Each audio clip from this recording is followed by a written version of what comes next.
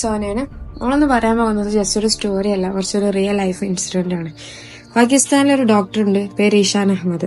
അദ്ദേഹം ലോകത്തിലെ പ്രഗത്ഭരായ ഡോക്ടേഴ്സിന്റെ ഒരു കോൺഫറൻസിൽ പങ്കെടുക്കാൻ വേണ്ടിയിട്ട് ഫ്ലൈറ്റിൽ പോയിക്കൊണ്ടിരിക്കുന്ന സമയത്ത് കാലാവസ്ഥ രൂക്ഷമായതിനാൽ ഫ്ലൈറ്റ് മറ്റേതോ സ്ഥലത്ത് കൊണ്ടുപോയിട്ട് ലാൻഡ് ചെയ്യാണ്. ആ സമയത്ത് അദ്ദേഹം അധികൃതരോട് സംസാരിച്ച് അദ്ദേഹം ഒരു ടാക്സി ഏർപ്പാടാക്കി യാത്ര പുറപ്പെട്ടു. പക്ഷെ ഈ കാലാവസ്ഥ വളരെ മോശമായതിനാൽ ടാക്സിയിൽ നിന്ന് പോവാണ്. ആരെങ്കിലും വിളിച്ച് ഹെൽപ്പ് ചോദിക്കാനും ഫോണിനും റേഞ്ച് ഇല്ല. അങ്ങനെ പെട്ടെടുക്കുന്ന സമയത്ത് അവിടെ അടുത്ത് ഒരു ചെറിയൊരു വീട്ടില് ചെറിയൊരു കുടില് കുറച്ച് വെളിച്ചമുണ്ട്. അദ്ദേഹം അവിടേക്ക് പോയി നോക്കുന്ന സമയത്ത് അവിടെ ഒരു ഉമ്മ നമസ്കരിക്കുകയാണ്. അമ്മയുടെ അടുത്തായിട്ട് ഒരു മകനും ഉണ്ട്. ആ ഉമ്മ നമസ്കരിച്ച് കഴിഞ്ഞ ശേഷം അദ്ദേഹം കുറച്ച് വെള്ളം ചോദിച്ചു. അപ്പോൾ അമ്മ വെള്ളം എടുത്തു കൊടുത്തു. അങ്ങനെ വെള്ളം കുടിച്ചുകൊണ്ടിരിക്കുന്ന സമയത്താണ് അദ്ദേഹം ചോദിച്ചു, ആരാ ഉമ്മ ഇത്? അമ്മ മറുപടി പറഞ്ഞു, ഇതെന്റെ പേരക്കുട്ടിയാണ്. ഇവന്റെ ഉപ്പയും ഉമ്മയും ഒരു അപകടത്തിൽ മരിച്ചു. ഇവന് ഒരു മാറാ രോഗം പിടിപെട്ടിട്ടുണ്ട്. ഞാൻ എന്റെ കയ്യിലുള്ള എല്ലാ പണവും, മുഴുവൻ പണവും കൊടുത്താണ് ഇവനെ ചികിത്സിച്ചു.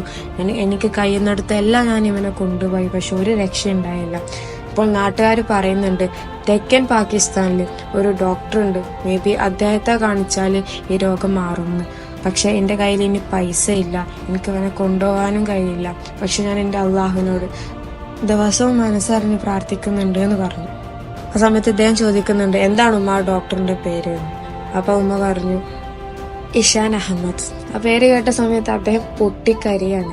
എന്നിട്ട് അദ്ദേഹം ഉമ്മയോട് പറയുന്നുണ്ട്, ഞാനാണ് ഉമ്മ ആ ഡോക്ടർ.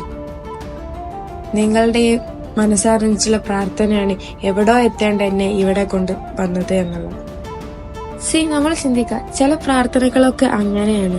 നമ്മൾ മനസ്സറിഞ്ഞ് പ്രാർത്ഥിച്ചാൽ നമ്മുടെ ക്രിയേറ്റർ നമ്മൾ ആഗ്രഹിക്കുന്നതിനാട്ടിലും എത്ര ഇരട്ടി നമ്മളെ മുന്നിൽ കൊണ്ടുതരുന്നുള്ളതാണ്. ലൈക്ക് നമ്മൾ ആത്മാർത്ഥമായിട്ട് പ്രാർത്ഥിക്കുന്ന സമയത്ത് ഒരിക്കലും നമ്മളെ ക്രിയേറ്റർ നമ്മളെ കൈവിടില്ല. അത് നമുക്ക് ഈ ഒരു ഇൻസിഡന്റിൽ നിന്ന് നമുക്ക് വ്യക്തമായി മനസ്സിലാക്കാൻ സാധിക്കും. സോ ആത്മാർത്ഥമായ പ്രാർത്ഥനകളെ ദൈവം എന്നും ഇഷ്ടപ്പെടുന്നതാണ്. നിങ്ങൾ പ്രാർത്ഥിക്കും, ഞാൻ നിങ്ങൾക്ക് തരാമെന്നാണ് നമ്മുടെ ക്രിയേറ്റർ പറഞ്ഞിട്ടുള്ളത്. So, hope you understand. Thank you.